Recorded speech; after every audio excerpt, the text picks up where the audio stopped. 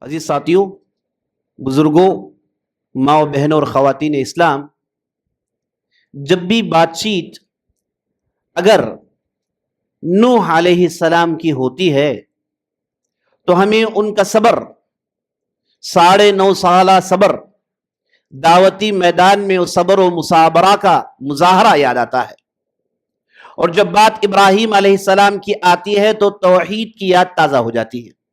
جب گفتگو موسیٰ علیہ السلام کی چل رہی ہوتی ہے تو موسیٰ علیہ السلام اور بنی اسرائیل اور ان کا عصا اور اللہ کا کلیم ہونا، یہ ساری باتیں یاد آتی ہیں۔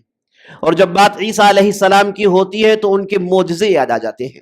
اور جب بھی ہمارے اور آپ کے پیارے رسول صلی اللہ علیہ وسلم، نبی آخر الزمان، معلم البشریہ کی بات چیت ہوتی ہے، گفتگو ہوتی ہے، تو آپ کے سب سے پہلے اخلاق یاد آتے ہیں۔ اللہ سبحانہ و تعالیٰ نے قرآن کے اندر ارشاد فرمایا، اِنَّكَ لَعَلَىٰ خُلُقٍ عَظِيمٍ، اے نبی صلی اللہ علیہ وسلم، بلا شبہ آپ اخلاق کے اونچے معیار پر فائز ہو۔ آپ صلی اللہ علیہ وسلم کے اخلاق اتنے عمدہ تھے، اتنے بہترین تھے، اتنے پسندیدہ تھے کہ عرب کے بدو، خانہ بدوش لوگوں کو انہوں نے 23 سال کے عرصے میں ساری دنیا کے سردار بنا دیا۔ آپ صلی اللہ علیہ وسلم جب مکے میں آئے تو اس وقت حالات کیا تھے ہم مسلمان جانتے ہیں، عربوں کے حالات کیا تھے ہم جانتے ہیں۔ ناخواندگی، پڑھنا لکھنا، الٹریسی سے بہت دور تھے، پڑھنے لکھنے سے، اور حالات اتنے خراب تھے، اخلاق اتنے خراب تھے کہ کوئی یہ سوچ کر ہی اسے حیرت ہوگی کہ ان کے اندر کون تبدیلی لائے گا۔ عزیز ساتھیوں، یاد رکھ لیجئے گا، یہ سارے کے سارے ان کے اندر یہ ساری تبدیلیاں ہوئی، یہ صرف اور صرف آپ صلی اللہ علیہ وسلم کے اخلاق کی وجہ سے۔ اور آپ صلی اللہ علیہ وسلم کے اخلاق کا پارٹ ہم میں سے مسلمان، ہم میں سے ہر فرد کو، مسلمانوں میں سے ہر فرد کو تقریباً ہر روز پڑھنا چاہیے، کیونکہ آپ صلی اللہ علیہ وسلم کے اخلاق ہی ہیں جو لوگوں کے دلوں کو بدلتے ہیں۔ یہ آپ صلی اللہ علیہ وسلم کے عمدہ اخلاق ہیں جو لوگوں کو اسلام کی طرف لبھاتے ہیں۔ جہاں کتاب و سنت کی تعلیمات ہے وہاں آپ صلی اللہ علیہ وسلم کے اخلاق کا ہونا ضروری ہوتا ہے، تاکہ کتاب و سنت کی تعلیمات کو آپ عملی نمونہ پیش کر پائیں۔ آپ صلی اللہ علیہ وسلم عام طور پر کہا کرتے تھے، ان اقربکم منی مجلسا یوم القیامہ احاسنکم اخلاقا، تم میں سے میرے قریب قیامت کے دن وہ لوگ ہوں گے جن کے اخلاق سب سے عمدہ اور سب سے بہترین ہوں گے۔ اور یہ بھی کہا کرتے تھے، جنت میں سب سے زیادہ لوگوں کو لے کر جانے والی چیزوں میں اگر سب سے پہلے تقوی ہے تو دوسرے نمبر پر اچھے اخلاق ہیں۔ اور آپ صلی اللہ علیہ وسلم سے یہ بھی مروی ہے کہ آپ صلی اللہ علیہ وسلم عام طور پر کہا کرتے تھے، کبھی کبھار ایک آدمی اپنے اچھے اخلاق کی وجہ سے، اپنے عمدہ اخلاق کی وجہ سے وہ مقام حاصل کر لیتا ہے جو ایک آدمی سارا دن روزہ رکھ کے رات بھر نماز پڑھ کے حاصل نہیں کر سکتا۔ آپ صلی اللہ علیہ وسلم اخلاق کے مجسمہ ہے۔ عزیز ساتھیوں، بزرگوں، ماں بہنوں، یہ مجلس کتنی بابرکت ہے، یہ مقام کتنا بابرکت ہے کہ ہم آپ صلی اللہ علیہ وسلم کے اخلاق کے بارے میں سن رہے ہیں۔ اللہ اکبر، اس فضا میں خوشبو پھیل رہی ہے، اس گلستان میں چہچہاتی آوازیں پھیل رہی ہیں، کیونکہ ہم آپ صلی اللہ علیہ وسلم کے اخلاق کو لے کر گفتگو کر رہے ہیں۔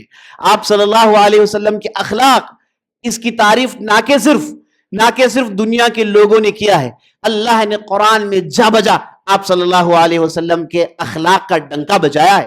دیکھیے اللہ نے ایک جگہ ارشاد فرمایا، فَبِمَا رَحْمَةٍ مِّنَ اللَّهِ لِنْتَ لَهُمْ وَلَوْ كُنْتَ فَضًّا غَلِيظَ الْقَلْبِ لَانفَضُّوا مِنْ حَوْلِكَ فَاعْفُ عَنْهُمْ وَاسْتَغْفِرْ لَهُمْ وَشَاوِرْهُمْ فِي الْأَمْرِ فَإِذَا عَزَمْتَ فَتَوَكَّلْ عَلَى اللَّهِ إِنَّ اللَّهَ يُحِبُّ الْمُتَوَكِّلِينَ۔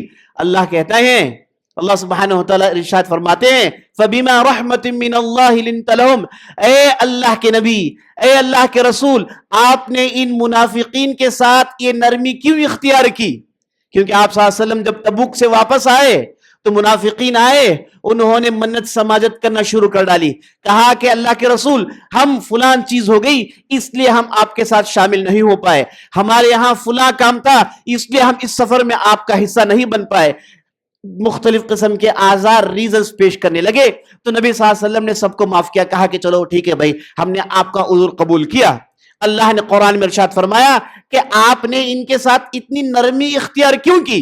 उसके बाद अल्लाह खुद कहता है, अगर आप सख्त दिल होते, आपकी मिजाज में तुंदखो होता, तो आपके आसपास ये शैदाई नहीं जमा होते। आपके हर हरकत पर फिदा होने वाला ये जो ग्रुप आपके आसपास जमा हो गया है, इनमें से कोई जमा नहीं होता। उसके बाद अल्लाह ने कहा फ़अफ़ू अन्हुम, अल्लाह के नबी इन्हें माफ करिए और इनके लिए इस्तिग़फ़ार मांगिए, यानी मोमिनीन के ताल्लुक से, और इन्हें अपने मुशावरत में शामिल करिए, इनसे मशवरा करिए, और जब मशवरा करने के बाद कोई भी चीज पर फैसला हो जाए, अल्लाह पर तवक्कुल करिए और उस काम को कर गुजरिए। बिलाशुबह अल्लाह सुब्हानहु व तआला तवक्कुल करने वालों से मोहब्बत करता है। अजीज साथियों, आप सल्लल्लाहु अलैहि वसल्लम के अखलाक के नमूने क्या बयान करें, क्या बयान करें। अल्लाहु अकबर। आप सल्लल्लाहु अलैहि वसल्लम का तवाज़ु, आप सल्लल्लाहु अलैहि वसल्लम का वो खातिर व मुदारात, आप सल्लल्लाहु अलैहि वसल्लम का बैठना उठना हंसना खाना पीना, जिहाद के मैदान में जानवरों के साथ बच्चों के साथ किन किन बातों को पेश किया जाए, इस गुलिस्तान के किन फूलों को गिना जाए। अल्लाहु अकबर। हम बाबरकत लोग हैं कि हम आप सल्लल्लाहु अलैहि वसल्लम के उम्मत के शहदाई हैं। हम बड़े बाबरकत लोग हैं, बड़े हमारी जो है हमें मुबारकबादी है कि हम आप सल्लल्लाहु अलैहि वसल्लम की उम्मती हैं और उनका नाम लेने पर हमें फख्र होता है और हम ये कहते हैं कि हमारा ताल्लुक उनसे बराह रास्त है। हम अल्लाह के रसूल की तालीमात को रोज पढ़ते हैं और उन पर हम रोज अमल करते हैं। अजीज साथियों, जहां हमने तौहीद को पुख्ता किया हुआ है, सुन्नत की पैरवी हमने की हुई है, हम और आपको चाहिए कि अल्लाह के रसूल सल्लल्लाहु अलैहि वसल्लम के अखलाक को भी इख्तियार करें। आप सल्लल्लाहु अलैहि वसल्लम के अखलाक के हम कितने मोहताज हैं। अजीज साथियों, आप जबान खोलते हैं तो कुरान की आयत पढ़ते हैं, आप जबान खोलते हैं तो अहादीस पढ़ते हैं। लोग आपको सुनने से पहले आपको देखते हैं, आपके वज़ा खता को देखते हैं, आपके रहन सहन को देखते हैं, आपकी लोगों से मुआमलात को देखते हैं। तो जब इन चीजों में उन्हें अखलाक के वो उम्दा नमूने झलकते हैं तो उसके बाद आपके पास लपक कर आते हैं। उसके बाद अल्लाह का कलाम सुनाइए, अहादीस सुनाइए, देखें कि लोग कैसे बदल जाते हैं। अल्लाह अकबर। एक मर्तबा आप सल्लल्लाहु अलैहि वसल्लम एक बहुत बड़ी लड़ाई से वापस आए। अल्लाह अकबर। देखिए, जो सच्चा लीडर होता है, और ये सिर्फ नबी से मुमकिन था।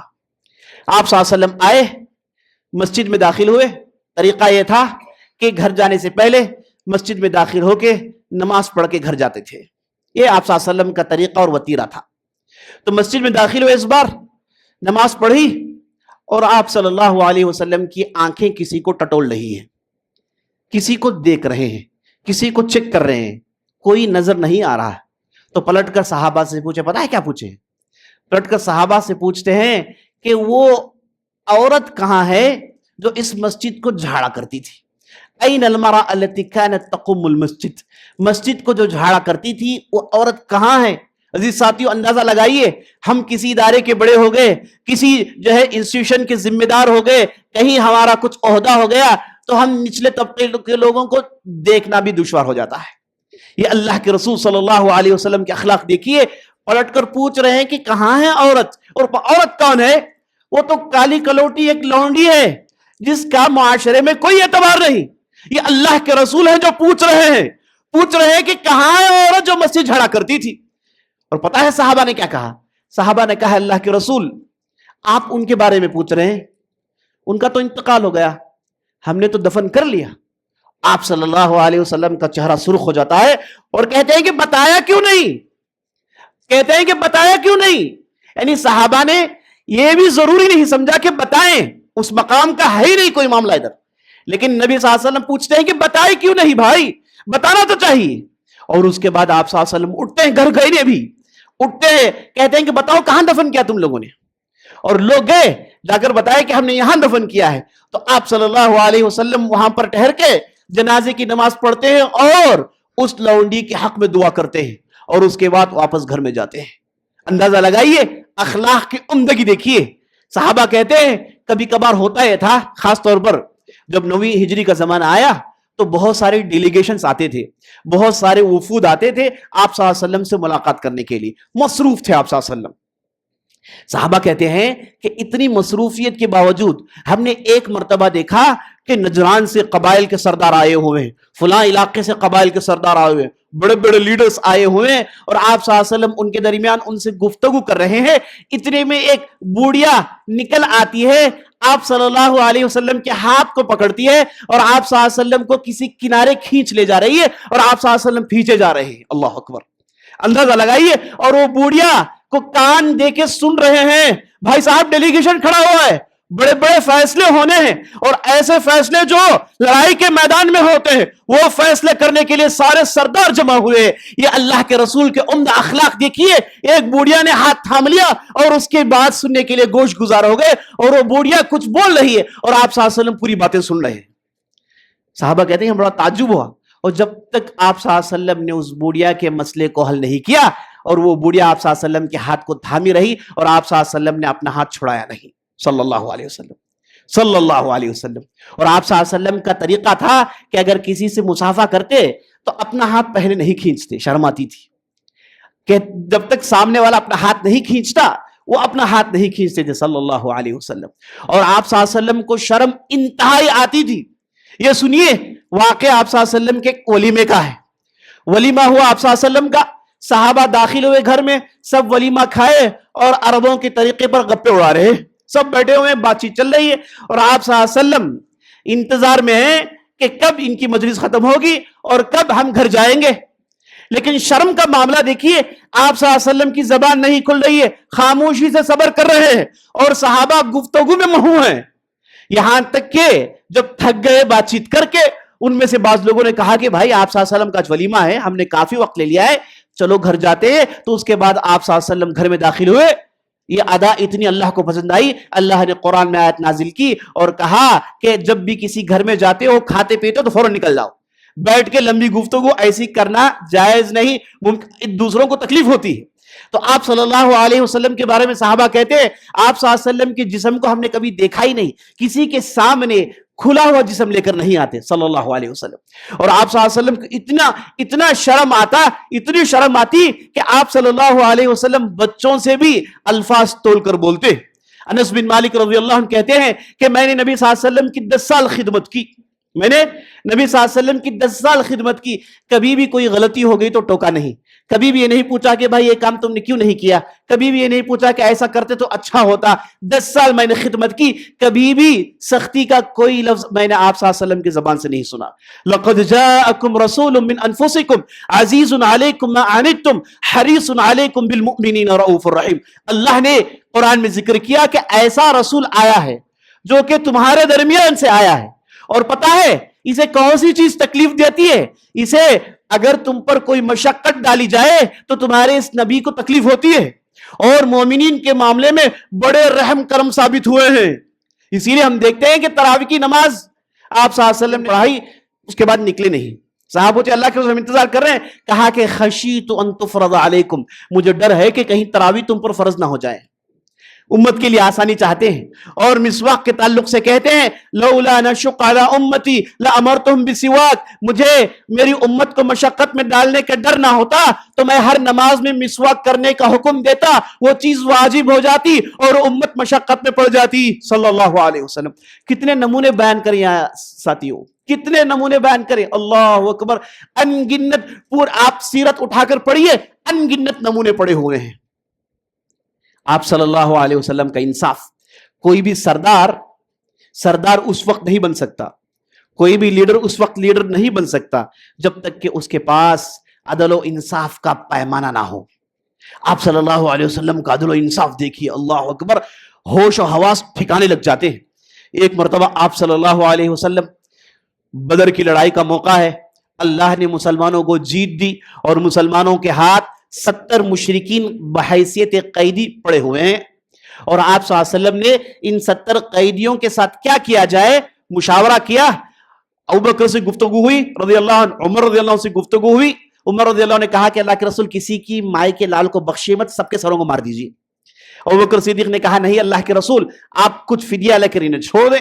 تو نبی صلی اللہ علیہ وسلم نے ابو بکر کی رائے قبول کی. بعد میں اللہ نے تاکید کی قرآن میں کہ نہیں ایسا نہیں کرنا چاہیے تھا, یعنی عمر بن خطاب کی رائے صحیح تھی. تو نبی صلی اللہ علیہ وسلم نے ابو بکر کی رائے اختیار کی, اور پتہ ہے کیا کیا, لوگوں سے کہا کہ بھائی تم اپنے گھر والوں سے کہو کہ کچھ پیسے بھیجیں اور پیسے دے کے اپنے آپ کو رہا کر لو.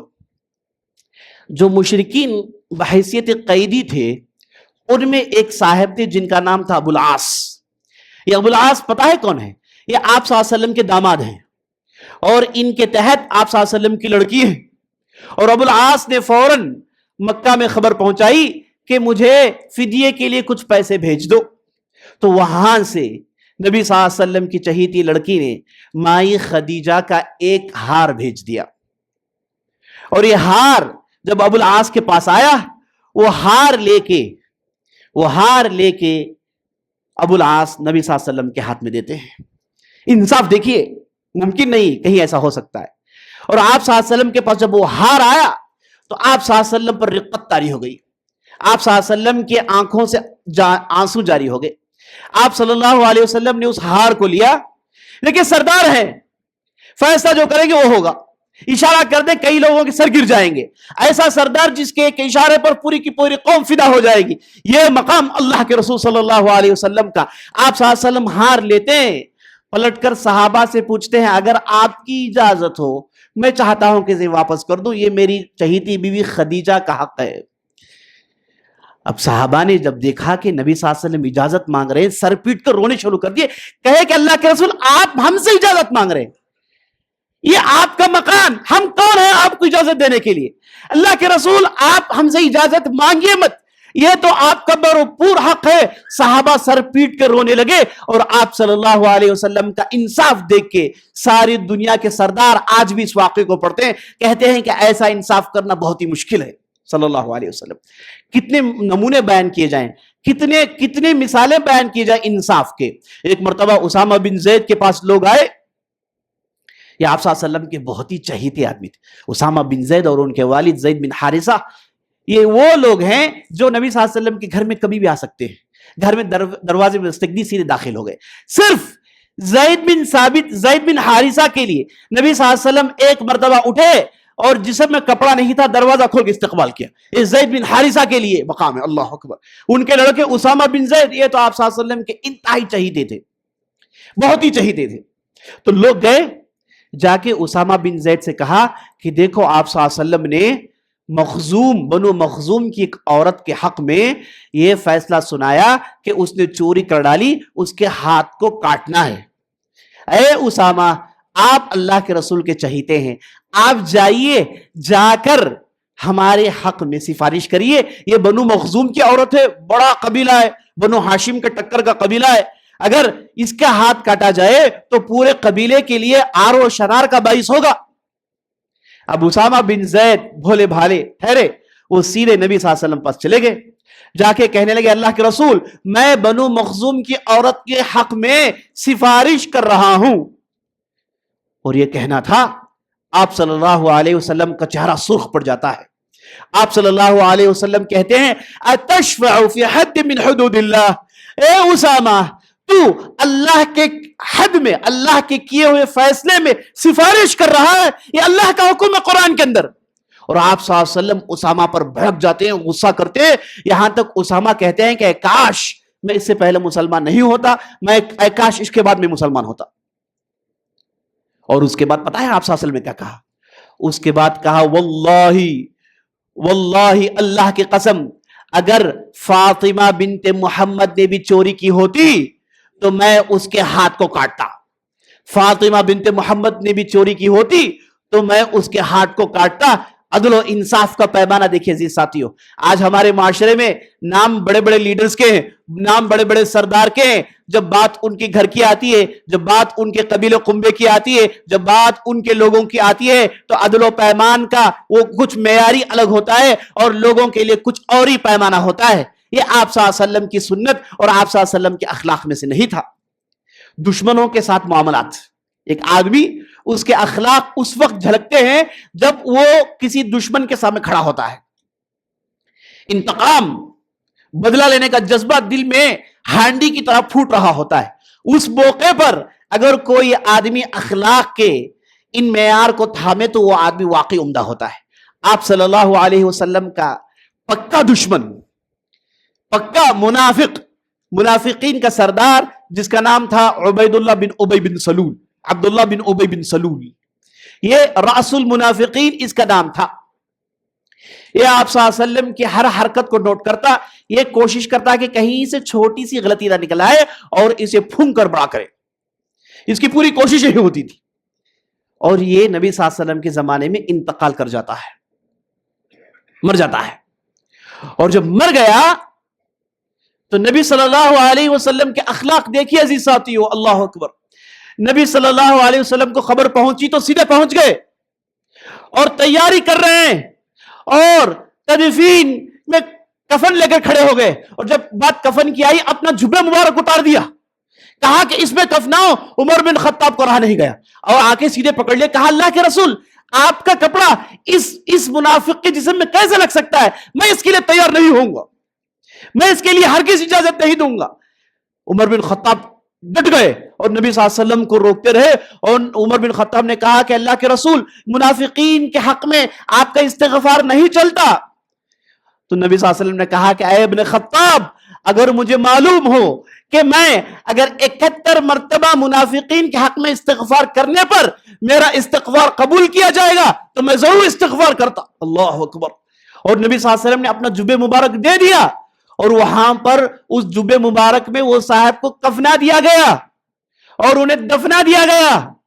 اس کے بعد اللہ نے قرآن میں آیت نازل کی، سواء علیہم استغفرت لهم ام لا تستغفر لهم ولو استغفرت لهم 70 مرہ لا یغفر اللہ لهم. اللہ نے کہا کہ آپ استغفار کریے نہ کریے، اگر آپ نے 70 مرتبہ بھی استغفار کیا ہوتا ہم ان کی مغفرت کرنے والے نہیں ہیں. منافقین کے حق میں اللہ نے صراحت سنائی. لیکن نبی صلی اللہ علیہ وسلم کو بتایا دشمن نے کیسی کیسی اذیتیں دی. آپ صلی اللہ علیہ وسلم کے خانوادے پر اس نے کلام کیا، آپ صلی اللہ علیہ وسلم کی شخصیت پر اس نے کیچڑ اچھالنے کی کوشش کی اور آپ صلی اللہ علیہ وسلم کے ہر چیز پر پیچھے پڑا رہا. لیکن آپ صلی اللہ علیہ وسلم کا معاملہ دیکھیے عزیز ساتھیو، مشرکین مکہ جنہوں نے آپ صلی اللہ علیہ وسلم کو مکے سے نکال دیا اور آپ صلی اللہ علیہ وسلم پر طرح طرح کی اذیتوں کے پہاڑ توڑے. کوئی بھی ایسی چیز نہیں جس سے لے کر انہوں نے اذیت نہیں دی، ہر قسم کی چیزوں کو آزما ڈالا. اور نبی صلی اللہ علیہ وسلم مکہ چھوڑ کے مدینہ جاتے ہیں اور مکے میں آپ صلی اللہ علیہ وسلم کی دعوت 13 سال کی رہی اور مٹھی بھر لوگوں نے اسلام قبول کیا اور مدینے میں آئے، اپنا پورا سٹیٹ قائم کیا اور پورے سٹیٹ کے لیڈر بن گئے. اور چند سالوں کے اندر، 8 سالوں کے اندر فتح مکہ کا وہ بہت بڑا مہم چلاتے ہیں اور مکے میں داخل ہوتے ہیں. اور کن لوگوں پر داخل ہو رہے ہیں؟ یہ وہ ہیں جنہوں نے انہیں طرح طرح کی اذیت دی. کسی نے پھوٹا اوپر ڈال دیا، کسی نے پتھر پھینکے، کسی نے گندگی ڈالی، کسی نے ہر قسم کے روڑے اٹکائے. پورے دشمن کھڑے ہوئے ہیں اور آپ صلی اللہ علیہ وسلم اس بار جیت کے داخل ہو رہے ہیں، جیت کے مکے میں داخل ہو رہے ہیں.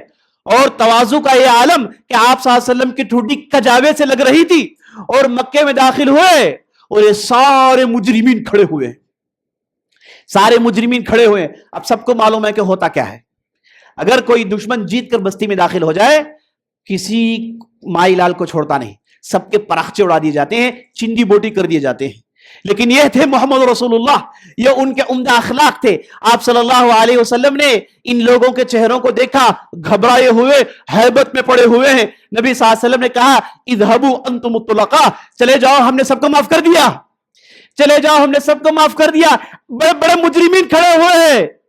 لیکن یہ آپ صلی اللہ علیہ وسلم کے اخلاق تھے جن کی تعریف اللہ نے جا بجا کی اور اس سے پہلے والی کتابوں میں ان کا ذکر ہے ان کے اخلاق کو لے کر. آخر ایک واقعہ بیان کر کے اپنی بات ختم کرتا ہوں. آپ صلی اللہ علیہ وسلم جیسے کہ ہم جانتے ہیں انتہائی مصروف آدمی، اس کے باوجود بچوں کو لے کر دیکھیے آپ صلی اللہ علیہ وسلم کے کیسے اخلاق رہے. ایک مرتبہ ہوا یہ کہ یمن سے مال غنیمت آیا، یمن سے مال غنیمت آیا اور آپ صلی اللہ علیہ وسلم نے لوگوں میں مال غنیمت کی تقسیم کی. اور ایک عمدہ کپڑا تھا، سٹرائپس والا کپڑا، ہرے رنگ کا، جو بہت ہی خوبصورت تھا.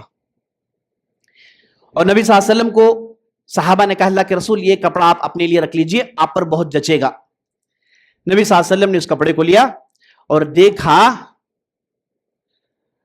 پلٹ کر پوچھتے ہیں ام خالد کہاں ہے؟ پوچھتے ہیں کہ ام خالد کہاں ہے؟ صحابہ کو پتا بھی نہیں چلا کہ ام خالد کون ہے. مجلس میں ام خالد نامی ایک بچی کی والد بیٹھے تھے.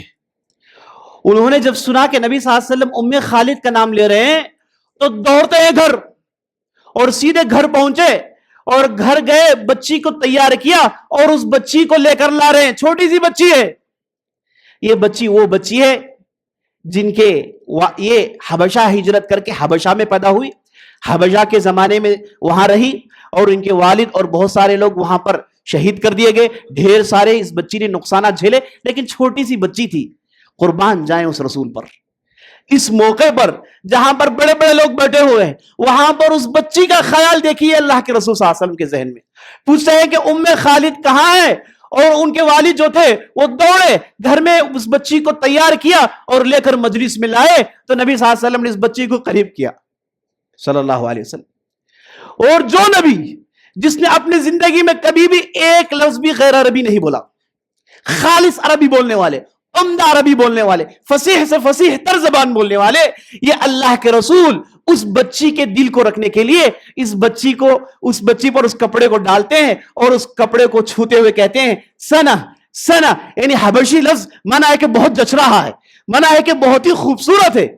تو نبی صلی اللہ علیہ وسلم نے اس بچی کے لیے اپنی وہ فصیح زبان چھوڑی, حبشی لفظ استعمال کیا اور وہ بچی اس کپڑے کو کنارے ڈال دیتی ہے اور آپ صلی اللہ علیہ وسلم کے داڑھی سے کھیلتی ہے, آپ صلی اللہ علیہ وسلم کے جسم سے کھیلتی. ان کے والد کے پیروں تلے زمین نکل گئی.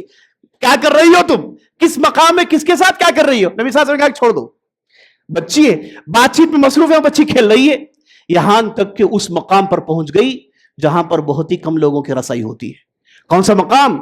مہر نبوت کے پاس پہنچ گئی اور آپ صلی اللہ علیہ وسلم نے اپنا چادر نیچے کیا, وہ بچی مہر نبوت سے کھیل رہی ہے. یہ سارا کچھ صرف ایک بچی کے دل کو رکھنے کے لیے.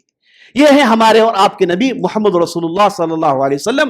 ان کے اخلاق کا اگر پارٹ بیان کرنا چلے تو بیان کرتے رہے عزیز ساتھیوں, بہت سارے واقعات ہیں. ہم اور آپ کو چاہیے کہ بار بار اس اخلاق کا ڈوز لیتے رہیں. ہمارے پاس جہاں توحید ماشاءاللہ تبارک اللہ, سنت کی پیروی ماشاءاللہ تبارک اللہ, لیکن یہ اخلاق کے باب میں عزیز ساتھیوں بہت بڑی کوتاہی پائی جا رہی ہے. ہم نبی صلی اللہ علیہ وسلم کے شہدائی, ان کے نام پر فدا ہونے والے ہم اور آپ کو چاہیے کہ اول نمبر پر ان کے اخلاق کو اختیار کریں. اللہ سے دعا کرتے ہیں کہ ہم نے جو بھی کہا جو بھی سنا ہے اس کے مطابق عمل کرنے کی توفیق بخشے. سبحان ربک رب العزت عما یصفون وسلام علی المرسلین والحمد للہ رب العالمین.